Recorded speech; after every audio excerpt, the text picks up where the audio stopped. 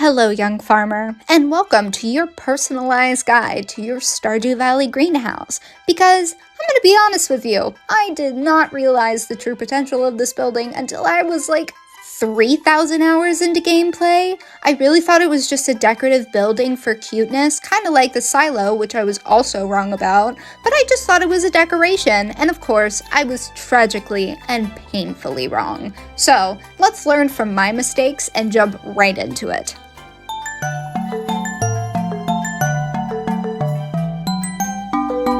So listen, when you first begin your Stardew Valley adventure, your greenhouse looks less like Caroline's comfy cozy tea sanctuary, and looks more like something you'd see that was swept up in a hurricane. It's okay though, because once you complete the pantry bundle in the community center, or sell your soul to Joja, either path works, that pile of rubble transforms into a building that looks tiny and adorable on the outside, but is secretly a huge building on the inside and absolutely packed with profit potential. And what potential is that? I am so glad you asked. Think of your greenhouse as your own private eternal summer tropical paradise, but on your farm. So basically, bringing Ginger Island right to your front yard. Any crop or any tree that you want, you can grow there all year round. No seasons, no stress, just vibes and money. Obviously, you can decorate it however your little farmer heart desires, but if you want to take full advantage of this space, here's what you need to do. Step 1 is understanding the room, okay? So inside the greenhouse, you have a 10 row by 12 column plot of soil. Scarecrows aren't required, so you're good on that. But crops still need to be watered even on rainy days. There is a water trough in the back near the north wall where you can refill your watering can, or you can use sprinklers, and you're gonna wanna use sprinklers, but we will get to that in a moment. Around the main crop rectangle, there is a wooden border, and in that border area, between the soil and the walls, you can plant fruit trees. As long as you leave 2 tiles in between the space of each tree, you can plant them anywhere that isn't blocked by decor.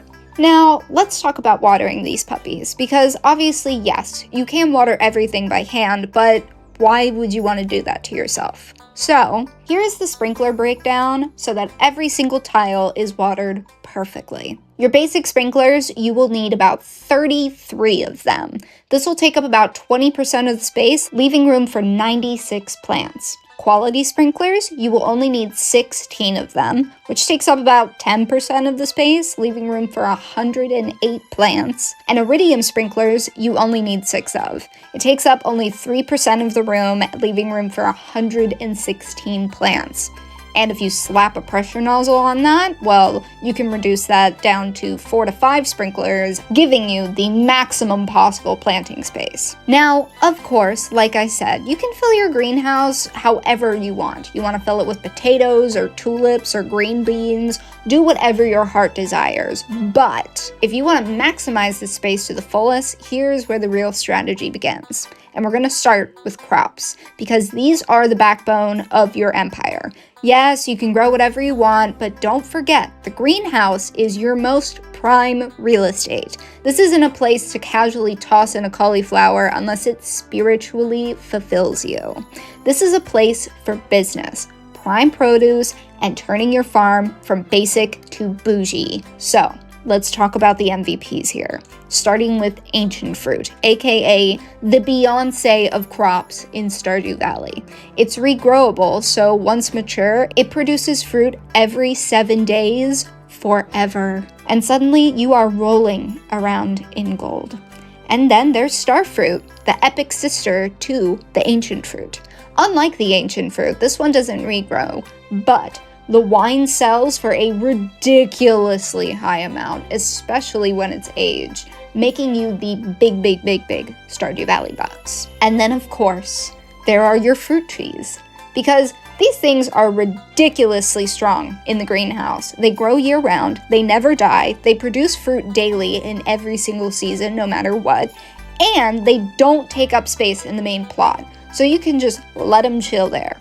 Any of them are great to have. You're gonna make money no matter what, but try your best to get some mango and banana saplings from Ginger Island, because those are, exotic so you'll be making some good money off of them. But let's be real, any of them work. A fruit tree is a fruit tree. And lastly, strawberries. Because if you're still early on in the game, you're not going to have ancient seeds yet, so strawberries are an amazing alternative to ancient fruit. They regrow, they sell great by themselves, and then if you turn them into artisan goods, you're making that gold real quick. So, if you want the maximum profit with zero effort, fill the outer rings with 30 fruit trees, fill the entire plot area with ancient fruit, or ancient fruit and star fruit if that's what you want and you want some variety, as well as 4 to 5 iridium sprinklers with pressure nozzles for a completely optimated setup.